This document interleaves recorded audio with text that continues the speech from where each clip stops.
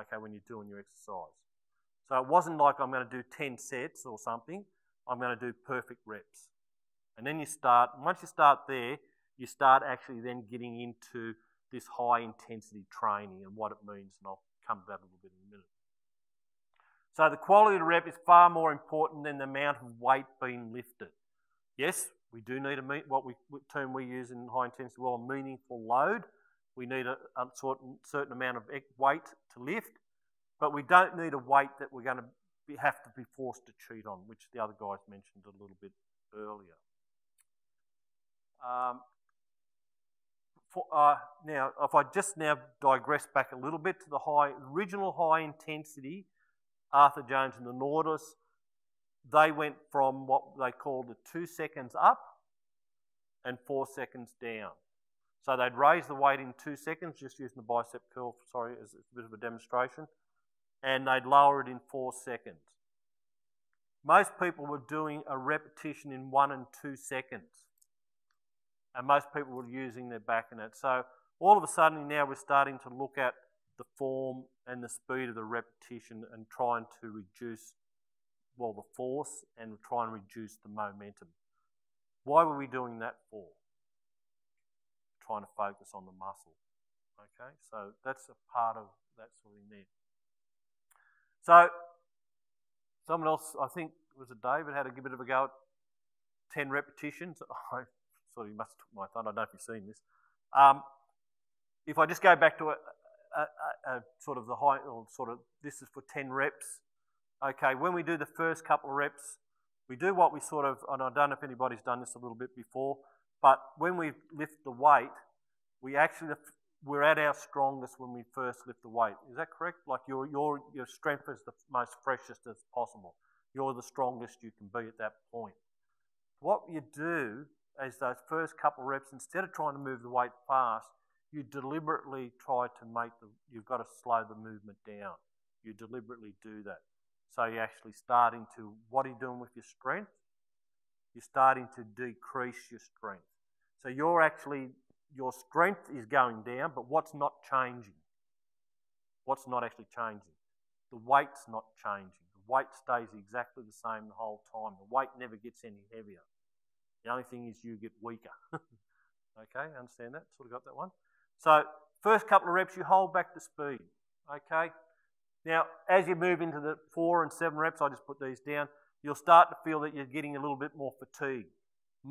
Muscle is starting to fatigue. It's starting to lose its glycogen stores and the nutrients in the muscle and the nerve firing and that sort of thing. So that's what I want to go down that path a little bit. Sorry, guys. So your strength's starting to diminish a little bit. And as we said before, and I don't know how David knew it, he must have been, you don't stop then. This is where the difference between the high intensity training is and most other styles and types of training. You don't stop when it starts to hurt. Okay, that is the point in time when you're going to start gaining the benefits. That's the point when you're going to have to start using this to focus on that and make what contract? Make the muscle contract. So in that next couple of reps, depending on which exercise it is, those last 3, that's really where you're going to get the gain. That's where it's going to be hard, and that's where the people who stay with high intensity training go to that point where that's what we call what's called momentary muscular failure. Okay, happy enough with that one? Yes, sorry. Yeah. Okay, good point. Sorry, I should have. You actually try to move the weight faster through your nervous system, but because you're fatigued, the weight will still probably should travel about the same speed. Yeah. So even though now you're on, sorry. As your strength starts to diminish, okay, your intent now is to try and sort of, let's say, move it faster, but in reality, the weight should still be moving about the same speed. And that was a little bit of the difference, yeah. So it's not that we don't move the weight fast, it's just that we got a bit weaker and we try to. And just on that, I find that's a really good sort of understanding sometimes when I'm training to sort of feel myself, hang on, I've got to try and move it a bit faster, but I know it's going to, If I move it too fast and it travels too fast, I sort of pull back a little bit, you know what I mean? But look, there's some variations on all this, and I've got to say that, sorry guys, there's some variations on all this, and even in the high intensity training world, there's arguments about how fast you do it and how slow you do it. Okay, so don't worry, there's even big debates there and things like that. So, but for me, and trying to pass on to you guys, is it's sort of controlled and not using momentum in that, you know what I mean? So, but getting to a point where you know it's going to start getting uncomfortable. But that's when you don't stop, okay? That's when you don't stop. Stop when your form breaks. Okay, that's when you stop. Which moves to the next point. And I know this term, the real objective, or when lifting weights, the focus should be on the real objective versus what we call the assumed objective. Okay? Most people, if I would just sort of have a guess here, would see people training with the assumed objective of moving the weight. Okay?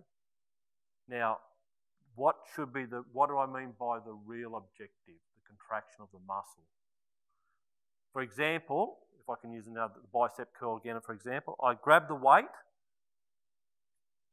and I don't go, oh, move it. This is where you've got to get the focus and that a little bit. This is where I'll go a little later. I want to contract the bicep. I want the bicep contracting as opposed to moving it. So it's sort of, it's part of the mental process you've got to sort of tune into. So it's not, you can't just go and just throw weights around in a sense when you're doing high intensity. You've got to sort of focus. So we say the real objective versus the assumed objective. Okay, so again, you'll see it in the gyms all the time. And look, I see heaps of people doing it, you know what I mean? So I tune out a little bit, but when I really focus in. And when I'm getting really fatigued, I focus more into it, you know what I mean? So,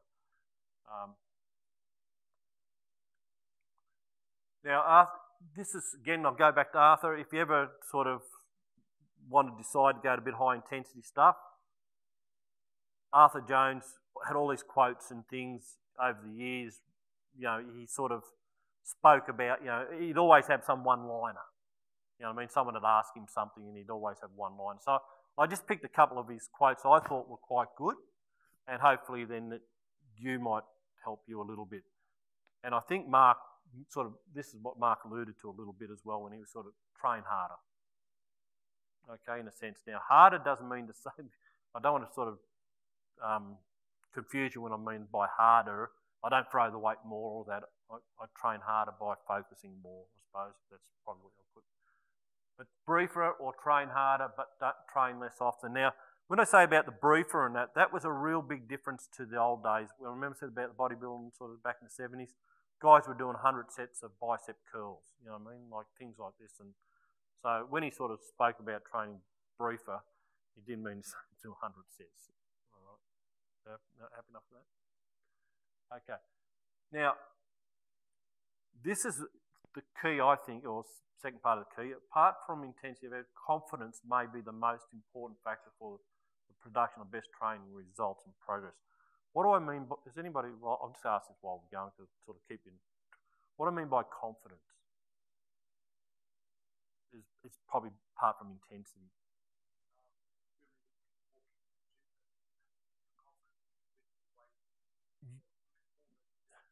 Yeah, okay, yeah. Just sorry, yeah. Yeah, okay, yeah, like a positive mindset. Anybody else want to add that? Yeah, sorry. Yeah. Look, it's a little bit all that, but if I just put a big sort of circle around it, the confidence is that training program you do is going to produce the results that you want. So you are confident of that. If you're not confident it's going to, what's going to happen? You're not going to sort of do it. So when I mean by confidence, and if I can just sort of use Mark again, sort of thing with that one, he was sort of, when clients come to him, they're confident that what he's going to do with them is going to give them the results that they want. If they're not confident, they won't push themselves hard enough. I'll stop, if you know what I mean. So in a roundabout way, the confidence part, that's why I say I'm confident high intensity is going to give the results that I want. You know what I mean? If I focus on my muscles and stuff and do the right things and go through the process, which I'm going to come to in a minute, it's a learnt process, then I'm confident I'm going to get my results. I'm not going to be changing my whole program. We do change the program, as Mark said, but I don't go and change everything, radical, and I'll start again and all this. I'm confident this is going to work, and that's the way I see high intensity training for myself. You know what I mean? So, but that's and for the rate of progress, you're confident your program's going to work for you. Just again with the high intensity a little bit, Ellington Darden, again, he was the first person to actually write down what high intensity was, and I'm sort of going to go through a couple of these a little bit for you. Arthur was very much all over the place.